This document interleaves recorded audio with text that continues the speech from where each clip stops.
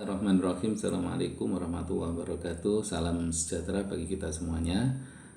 Rekan-rekan sekalian, kita sudah sampai pada pertemuan yang ke-10 ya, tidak terasa. Semoga Anda sekalian tetap sehat walafiat, demikian juga pada saya. Dan pertemuan untuk yang ke-10 ini sangat menarik ya, karena akan ada sebuah penggabungan dua mata kuliah sekaligus contoh satu case study. Nah, sedikit saya mengulang untuk yang pertemuan kemarin itu tentang dilema keamanan ya, atau security dilemma. Kemudian pertemuan yang paling awal kita juga sudah membahas konsep grand strategi gitu ya. Nah, pada pertemuan hari ini kita membahas sebuah kasus studi ya, yang sangat menarik ya, tentu sangat masyhur ya. Jadi judulnya itu The Grand Alliance in World War II, a case study. Jadi sebuah aliansi, grand aliansi dalam Perang Dunia II. Nah, jadi itu contoh kasus studinya seperti itu ya. Jadi yang terjadi ketika Perang Dunia II itu ada aliansi besar apa gitu lah ya. Mungkin beberapa dari Anda sudah mempunyai cukup banyak background, jadi nanti saya tinggal mengulas saja ya. Jadi kita ingat ketika nanti di situ akan ada ininya rekan-rekan, akan ada dilema keamanannya itu seperti apa, kemudian penerapan strateginya seperti apa. Nah, nanti ada tugas untuk Anda ya di akhir perkuliahan. Jadi yang pertama saya sampaikan bahwa untuk materi di pertemuan ini itu sebuah jurnal yang menarik ditulis oleh Mark Stoller ya. Nah, ini sebenarnya juga tentang cerita Perang Dunia II gitu ya. Jadi di awal tahun 1945 ya, saat kita merdeka itu ya, di tahun itu ya, itulah sebenarnya akhir dari Perang Dunia II ya, yang menurut Winston Churchill, tentu beliau adalah Perdana Menteri Inggris pada saat itu ya, pada tahun 1945 itu, yang mengatakan bahwa dalam Perang Dunia II itu ya, yang kemudian berakhir itu memang ada sebuah aliansi besar ya, Grand Alliance ya, itu yang dia sebut di sini gitu ya. Nah, dan itu ada sebuah aliansi yang besar yang tersukses di dalam sejarah kemiliteran ya. Tentu kalau diurut dari Perang Dunia I atau mungkin dalam sejarah perang yang sifatnya lokal ya, di sebelum Perang Dunia I ya. Kalau kita belajar di kawasan Amerika ada juga itu ya, ada perang sipil misalkan di sana ya, atau juga perang-perang kecil di beberapa negara di Eropa itu. Nah, yang perlu diingat rekan-rekan sekalian bahwa dalam Perang Dunia II itu ada sebuah aliansi yang sudah terbentuk ya, itulah yang aliansi antara Inggris dengan Prancis ya, melawan Jerman ya. Cuman dalam masa perjalanannya aliansi itu ternyata kalah gitu. Aliansinya Inggris dan Prancis itu kalah ya, dikalahkan oleh Jerman, oleh Nazi gitu. Nah, dan tentu karena kekalahan itu ya semuanya harus menyerahkan diri gitu ya. Jadi Prancis juga akhirnya menyerahkan ke Jerman, tentu Inggris juga gitu ya, dan itu membahayakan dalam hal mau kemana Eropa nantinya gitu ya. Nah, inilah yang menjadi kemudian sebuah pemikiran ya, yang Churchill itu harus lakukan ya, harus membuat strategi bagaimana caranya ya biar laju Jerman ya dan Nazi ya, Hitler ini bisa dibendung. Itulah yang kemudian Churchill ini membuat sebuah strategi untuk beraliansi yang akan menjadi aliansi besar dengan Amerika Serikat gitu ya. Jadi paragraf ini paragraf pertama dari artikelnya Stoller itu yang menggambarkan tentang bagaimana Inggris itu kemudian melakukan sebuah aliansi dengan Amerika Serikat gitu ya. Kemudian apa yang terjadi ya? Jadi the Grand Alliance formed as a result of the value of the original Anglo-French coalitions against Nazi Germany due to the military defeat and surrender of the French in 1940. Nah ini tadi ya sudah saya sampaikan. Jadi koalisi itu ya terbentuk lagi ya dalam formasi yang baru tentu ya, bukan Anglo-French itu maksudnya tadi Inggris dengan Prancis. Koalisi itu sudah dikalahkan oleh Nazi ya, dan kemudian berakhir dengan penyerahan diri Prancis pada tahun 1940 ya. Di saat yang hampir bersamaan, 1 tahun kemudian, followed by Hitler in 1941 invasion to the Soviet Union ya. Jadi bisa dibayangkan betapa hebatnya ya Nazi Jerman pada saat itu ya, lagi-lagi pada saat itu pada tahun 40-an ya, 40 sampai 45 itu 41 Nazi membuat invasi ke Uni Soviet ya, dapat dibayangkan itu. Nah inilah nanti yang menariknya ya, disinilah akan ada yang namanya dilema keamanannya terutama gitu ya di aliansi yang baru ini Inggris sama Amerika. Nah ketika Hitler itu menginvasi Uni Soviet ya, sebagian tentulah ya, tidak semuanya mereka bisa. Nah itulah yang kemudian ini dilema security-nya ya, atau dilema keamanannya. Kemudian aliansi yang baru ini ya, Inggris sama Amerika itu mendekati Rusia ya, mereka berbicara dengan Stalin gitu.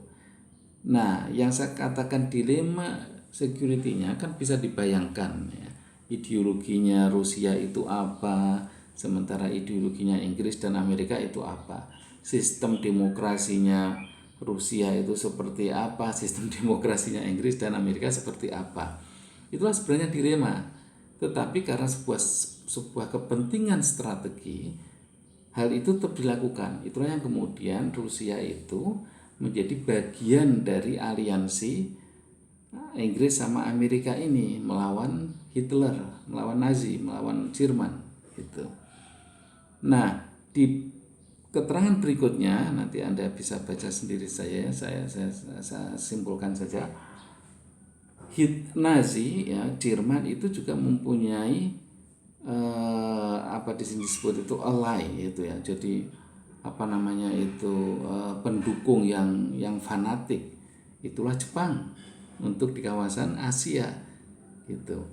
Nah tentu ingat ketika saya juga pernah menjelaskan bagaimana ketika Jepang menyerang Pearl Harbor ya, sebuah pelabuhan Amerika di Hawaii sana ya, dan 1 kapal Indo-Amerika hancur dan banyak lagi itu ya kapal-kapal kecilnya ya. Tetapi juga banyak pula korban yang di pihak Jepang yang akhirnya kemudian bisa dihentikan setelah peristiwa Hiroshima dan Nagasaki itu.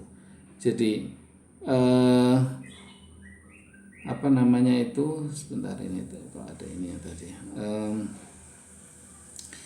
Aliansi yang baru tadi itu ya menjadi ada 3 kekuatan besar, ada Rusia, ada Inggris, ada Amerika ya, kemudian berlawanan dengan Jerman dan Jepang itu. Nah itulah yang terjadi, yang itulah kemudian disebut sebagai sebuah perang besar ya, perang dunia 2 itu, tetapi juga sebuah strategi yang besar ya. Nah kenapa tadi di awal saya sampaikan di sini Churchill mengatakan ini adalah sebuah aliansi besar yang sangat sukses, karena memang dalam akhir dari the end of the day-nya, gampangnya begitu ya, dari Perang Dunia II itu kan dimenangkan oleh Amerika, Inggris ya, dan dengan Rusia ini ya, meskipun kemudian pasca Perang Dunia II itu terbentuk PBB, kemudian ada masa baru, itulah masa Perang Dingin. Nah sebenarnya nanti kalau Anda juga baca di jurnalnya, nanti saya akan posting di e-learning ya. Jadi dalam koalisi yang baru itu tentu tidak dengan cek kosong ya, antara Rusia, Inggris dan Jerman, dan Amerika gitu. Jadi ada klausul-klausul di dalam perjanjian baru untuk membentuk koalisi itu ya. Di antaranya itu termasuk tidak boleh menginvasi daerah satu sama lain, kemudian mereka berkomitmen untuk membuat sebuah lembaga perdamaian yang baru setelah perang ya. Itulah yang kemudian PBB itu gitu. Nah, itu beberapa butir di dalam perjanjian aliansi itu. Oke, jadi gitu ya teman-teman. Jadi ada dilema keamanannya ya. Itulah yang tadi berhubungan dengan masalah demokrasi dan ideologi ya. Tetapi ada strateginya. Ya, ini apa? Ya tetap harus dibuat sebuah aliansi meskipun mereka berbeda ideologi, berbeda sistem demokrasi gitu ya. Tetapi nah, itu yang bisa Anda bisa lihat di sini ya. Ini ada yang menarik kata-kata yang diucapkan ya ketika mereka akan membuat, mereka ini maksud saya Rusia, Inggris dan Amerika itu membuat sebuah kesepakatan. Jadi yang menariknya itu ini mana itu ya, sebentar. Churchill itu mengatakan seperti ini. Churchill dismissed ya, dia tidak begitu menganggap Churchill ya, his previous history ya, itu sejarah awalnya dia ya. Ini kenapa ya? Yang berkaitan dengan anti komunisnya ya, kita pahami Inggris, Amerika kan begitu anti komunisnya, tapi karena untuk tujuan bagaimana mengalahkan Hitler, mengalahkan Jerman ini, dia mengatakan if Hitler invaded hell ya, jika Hitler pun itu menginvasi neraka, the British Prime Minister ya, yang maksudnya Churchill itu ya, Perdana Menteri Inggris itu mengatakan would at least make a favorable reference to the devil in the House of Commons. Jadi saya pun akan setidaknya membuat sesuatu yang lebih menguntungkan ya, membolehkan favorable ya, untuk setan itu masuk ke dalam DPR. Maksudnya DPR pun seharusnya setuju gitu ya, meskipun ya untuk menginvasi ke neraka itu. Jadi ini sangat tinggi ya bahasanya ya, artinya meskipun itu sangat berlawanan dengan filosofi teologis ya, ideologis ya, untuk bekerja sama dengan Rusia karena banyak perbedaan tadi itu, tapi tetap harus dilakukan itu aliansi itu gitu. Nah kemudian Stalinnya pun menjawab gitu, yang di kalimat terakhir itu, Stalin similarly cited a Georgian peasant ya, seorang petani Georgia tentu waktu itu masuk di Uni Soviet ya, sekarang sudah menjadi negara tersendiri ya, proverb ya, peribahasa yang bagus, that when crossing the bridge ya, ketika Anda itu melewati jembatan, one was allowed to walk with the devil until one reached the other side. Jadi ketika Anda itu melewati atau menyeberangi jembatan ya, Anda juga diizinkan kok untuk berjalan bersama-sama dengan setan. Yang penting Anda itu bisa mencapai di tujuan sana ya, di ya, sisi yang berbeda sana gitu ya. Jadi ini juga bahasa yang sangat tinggi gitu.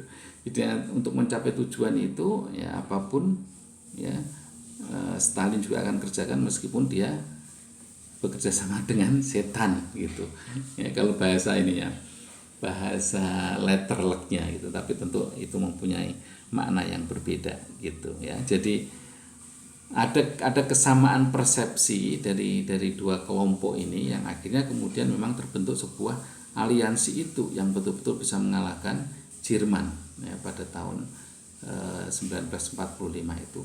Dan tentu juga untuk yang Jepang ada cerita lain ya, tapi yang jelas di saat yang sama Jepang juga dikalahkan dengan pemboman di Hiroshima dan Nagasaki itu ya. Ya, tentu itu sangat erat kaitannya dengan kejadian di Pearl Harbor ya, atau pelabuhannya Amerika yang ada di Hawaii itu. Nah, itu saya kira rekan-rekan sekalian, pelajaran kita pada pertemuan yang ke-10 ini berkenaan dengan contoh kasus strategi dan dilema keamanan ya, tetapi itu terjadi, itu sebuah sejarah dan itu apa namanya, sebuah fakta ya yang terjadi pada Perang Dunia II seperti itu. Nah, tugas Anda nanti Anda tulis di ini ya, di e-learning ya, nggak usah panjang-panjang, 1-2 paragraf saja, adalah mencari satu saja contoh dilema keamanan dan strategi yang diterapkan gitu ya, tapi di dalam kasus yang lain. Nah, Anda cari itu kira-kira, tentu ada banyak lah, misalnya kita dengan Timur itu ada itu ya, hal yang dilema keamanannya gitu ya, tapi karena itu harus sebuah strategi yang diambil ya, maka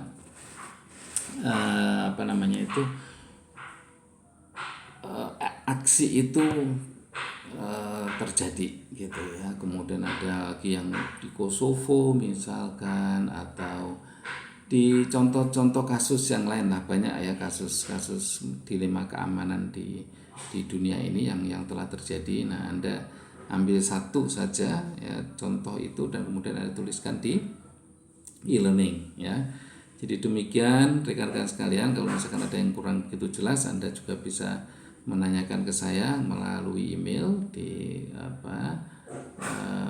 wahid.ridwan@lecturer.paramadina.ac.id. Kemudian apalagi tadi ya, untuk lebih runut ya secara kronologis dan lebih lengkap lagi, tadi misalkan isi dari perjanjian apa, nah Anda membaca di jurnalnya ini ya, jurnalnya Max Stoller ini, nanti saya juga akan posting di e-learning Anda. Judul jurnalnya Stoller ini cuman ini, The Grand Alliance in World War II ya, case study-nya tidak ada, ini saya tambah sebagai pengambilan dari satu angle ya yang menjadi pokok bahasan dalam pertemuan kita di video teaching yang ke-10 ini. Saya kira demikian rekan-rekan sekalian, mohon maaf atas kekurangan. Insyaallah kita bertemu lagi di minggu yang akan datang, mungkin sinkronus kayaknya ya, nanti kita lihat. Kalau sinkronus saya harapkan nanti semuanya hadir ya, jadi biar kita bisa komunikatif, karena ini kan hanya 4 kali pertemuan sinkronusnya. Demikian saya akhiri. Assalamualaikum warahmatullahi wabarakatuh. Selamat siang. Bye bye.